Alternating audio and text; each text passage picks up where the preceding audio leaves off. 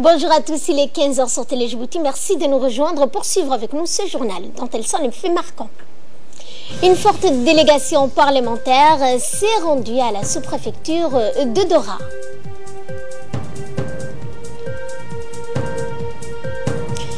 Et nous allons parler énergie dans cette édition où le premier gazoduc transfrontalier en Afrique reliera la Tanzanie à l'Ouganda. Bonjour à tous, et nous entamons ce journal par cette visite du président de l'Assemblée nationale à Tadjoura. En effet, Mohamed Ali Ahmed s'est rendu accompagné d'une forte délégation parlementaire dans la sous-région de Tadjoura afin de s'imprégner de la situation sociale qui prévaut notamment à Dora et à Malahou. Les députés Omar Aden Saïd, Ahmed Hassan Omar, accompagné le président de l'Assemblée. Il a également donc suivi par le président du conseil régional, M. Omar Hussein, des élus locaux ainsi que le sous-préfet de Tadjoura, Habib Djilani. À Malahou, la délégation, comme vous le voyez d'ailleurs, a reçu avec chaleur et enthousiasme le président de l'Assemblée des habitants de la localité. À travers ce déplacement, les parlementaires ont voulu s'enquérir de la situation des populations vivant dans cette région et qui tirent davantage de la route Tadjoura-Balhou. Il est à proposer aux jeunes de créer des petites activités génératrices de revenus telles que des petites structures pour accueillir les touristes et les chauffeurs qui emprunteront la route. Le conseil régional, les ministères concernés et les parlementaires pourront alors apporter leur soutien technique et leurs conseils.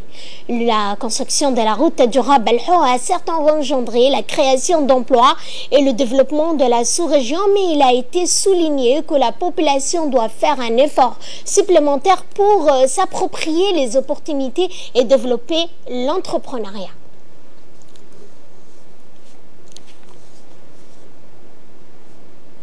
Et dans un mot prononcé à cette occasion, le président de l'Assemblée nationale, M.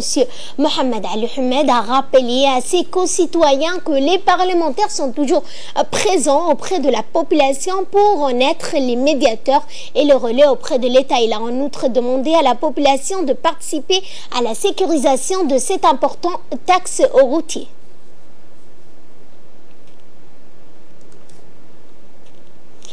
En outre, avec le soutien de l'Association de la jeunesse islamique OAMI, la délégation des parlementaires a procédé à la distribution de vivres à quelques 300 familles issues de Malahou.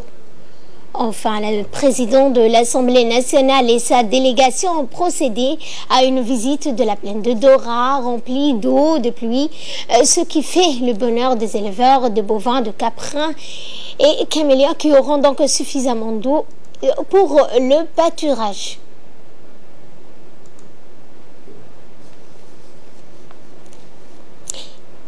Eh bien, ce dont vivre s'avère être une aubaine pour les populations de cette localité.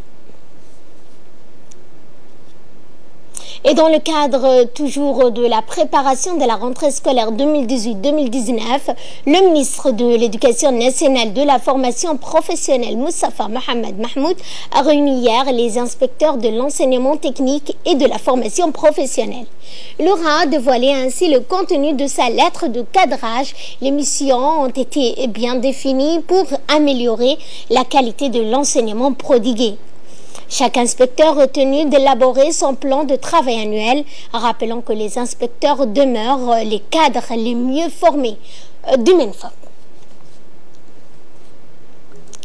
Le ministre Moustapha Mohamed Mahmoud a demandé à tous les responsables de faire preuve d'un véritable engagement. Il a enfin réaffirmé sa confiance à tous ces responsables, se félicitant des efforts consentis à ces 2 dernières années dans le domaine de la formation professionnelle, comme l'indique M. Ilmi, que je vous propose d'ailleurs de suivre.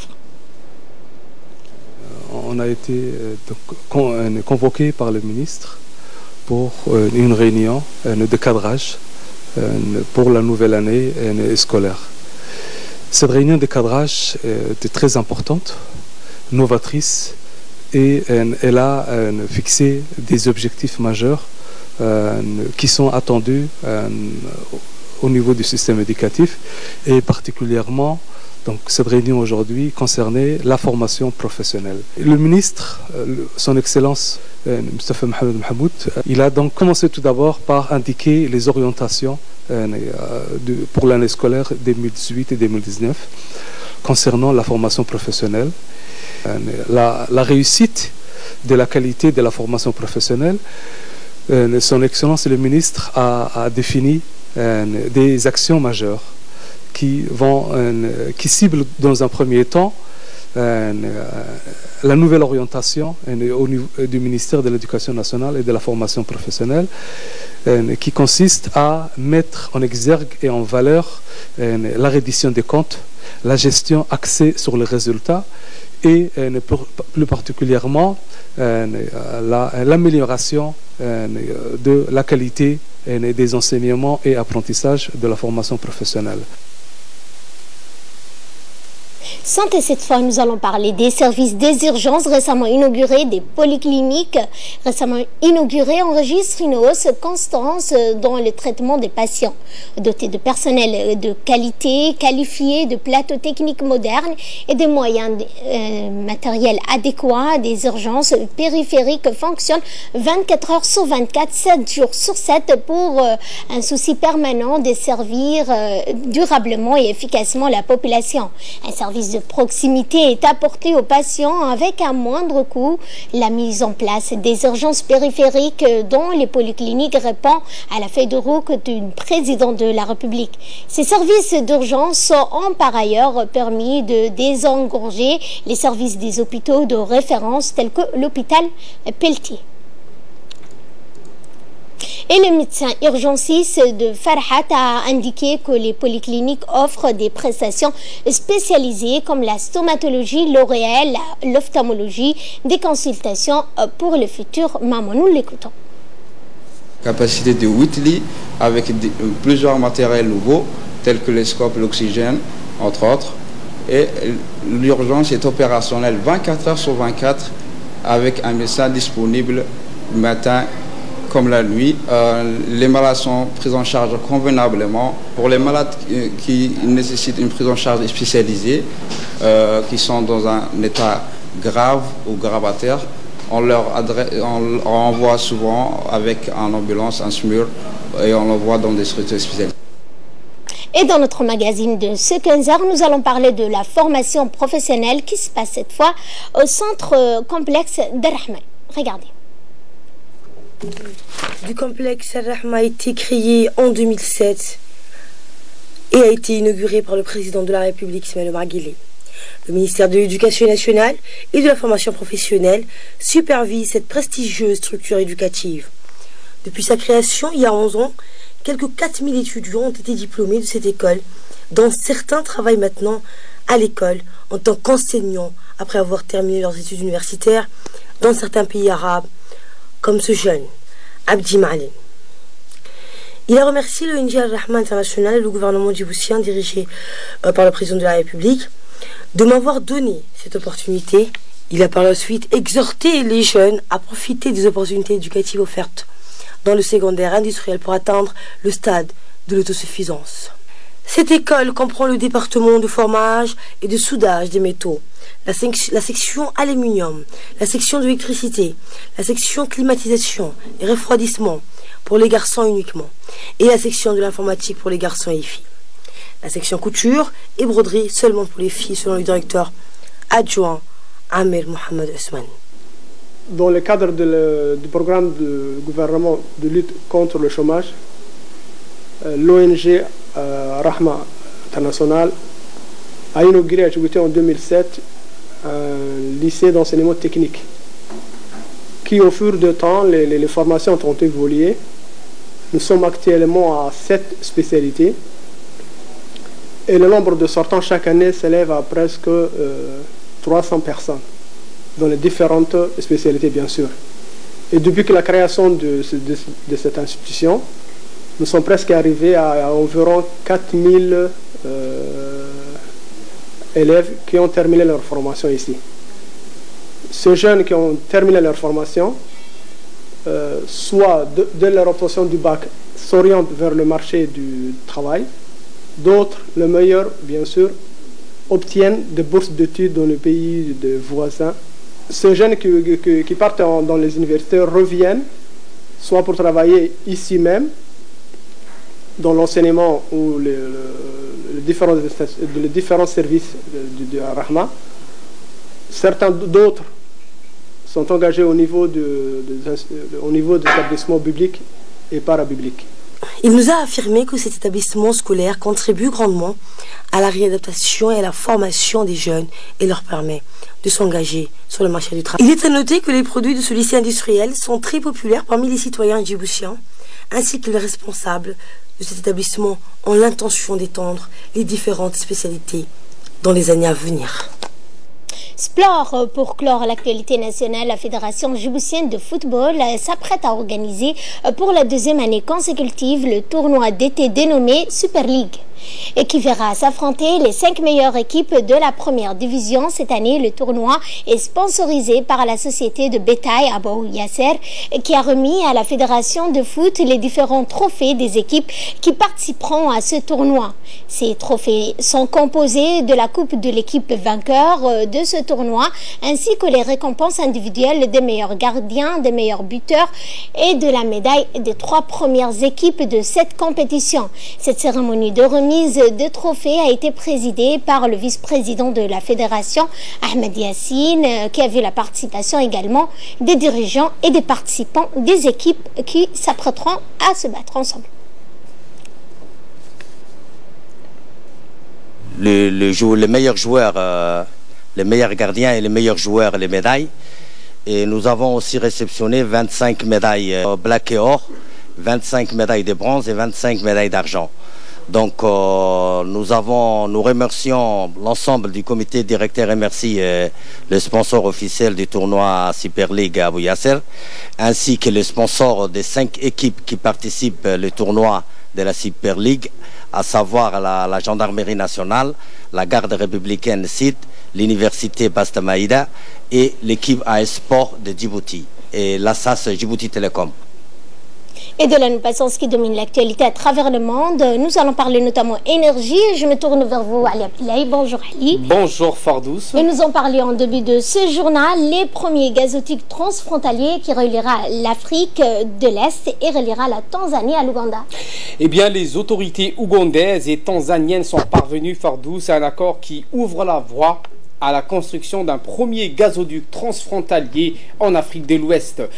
En Afrique de l'Ouest, donc après plusieurs rencontres entre les hauts responsables du secteur de l'énergie des 2 pays, Kampala et Dodoma ont trouvé un terrain d'entente. Le ministre tanzanien des Affaires étrangères, Augustine Mayiga, et la ministre ougandaise de l'énergie, Irene Muloni, ont paraphé un document à cet effet.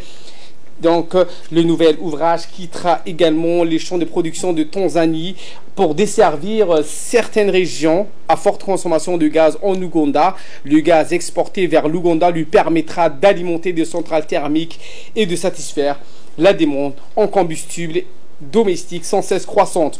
Pour les autorités des 2 pays, cette interconnexion ira à l'avantage des populations des 2 pays. Je suis convaincu, a-t-il indiqué, que la construction de ce gazoduc sera fructueuse compte tenu de l'expertise et du pipeline, a indiqué M. Matwara à Dar es Salaam. Ce sera également un catalyseur de l'exploration pétro-gazière, a commenté Kapulia Musamba, le patron de la société publique tanzanienne des hydrocarbures. Et nous restons toujours en Afrique, Ali. La Banque africaine de développement et la FAO ont décidé d'unir leurs efforts afin d'éradiquer la faim et de créer de la richesse. Effectivement, donc la Banque africaine de développement, la BAD, et la FAO ont convenu d'intensifier leurs efforts visant à catalyser les investissements dans les secteurs agricoles en Afrique en vue donc de mettre un terme à la faim et à la malnutrition et de stimuler la prospérité du continent. Dans le cadre de l'accord, la BAD et la FAO se sont engagés à mobiliser plus de 100 millions de dollars sur 5 ans afin de soutenir les activités de partenariat conjoint. La nouvelle alliance stratégique aura pour objectif, Fardous, d'améliorer la qualité et l'impact des investissements dans la sécurité alimentaire, la nutrition, la protection sociale, l'agriculture, la foresterie, les pêches et le développement rural. La FAO et la BAD intensifient et approfondissent leur partenariat afin d'aider les pays africains à réaliser leurs objectifs de développement durable, tirer profit des investissements effectués dans l'agriculture et notamment de ceux émanant du secteur privé est l'essentiel afin de sortir des millions de personnes du continent de la pauvreté et de s'assurer d'une quantité suffisante de nourriture produite et qu'il existe donc assez d'emplois pour faire face à la hausse de la population dans le continent. Et en Amérique latine, Ali, cette fois, face à l'afflux des migrants, le Brésil envoie l'armée à la frontière avec le Venezuela. Eh bien, après l'arrivée des dizaines de milliers de réfugiés vénézuéliens, le président du Brésil, Michel Temer, a ordonné mardi de déployer l'armée pour garantir la sécurité à la frontière. Il déplore une crise qui affecte toute l'Amérique latine, alors que des réfugiés vénézuéliens affluent depuis des mois dans plusieurs pays d'Amérique latine. Le président du Brésil a ordonné ce 28 août l'utilisation des forces armées pour garantir la sécurité à la frontière avec le Venezuela. Le Brésil a accueilli Fardous quelques 60 000 réfugiés du Venezuela à ce jour et le Pérou, qui s'attend à en recevoir un nombre total d'1 demi-million, vient de restreindre leur accès à son territoire. Et enfin, aller à propos des manœuvres russes qui s'apprêtent donc à organiser des manœuvres d'une grande ampleur. Des forces indiennes et pakistanaises pourtant ennemies y prendront part. Pour être clair sur ces sujets, Fardous, la Russie a annoncé donc la tenue des plus importantes manœuvres militaires depuis près de 40 ans et l'ère soviétique. La série d'exercices baptisée Vostok 2018 aura lieu du 11 au 15 septembre dans les contrées orientales du pays. Près de 3000 hommes, 36 000 blindés et plus d'1 millier d'appareils aériens seront déployés pour l'occasion. Les armées de Chine et de Mongolie seront amenées à participer à ces manœuvres. En 1981, sous Brejnev, environ 100 000 soldats du pacte de Varsovie avaient participé donc à l'opération Zapad 81 aux portes de l'Europe occidentale, une démonstration des forces que promet de surpasser le général russe. L'agence anglaise Reuters note que Vostok 2018 aura lieu alors que le Premier ministre japonais Shinzo Abe participera à un sommet économique à Vladivostok dans l'extrême russe. Tokyo voit d'un mauvais œil la forte présence militaire russe dans cette région. Merci Ali pour toutes ces précisions. Merci également à vous de nous avoir suivis. Dans quelques instants, vous suivrez l'appel de la prière d'Al-Asr et nous on se retrouve à 22h pour une nouvelle édition.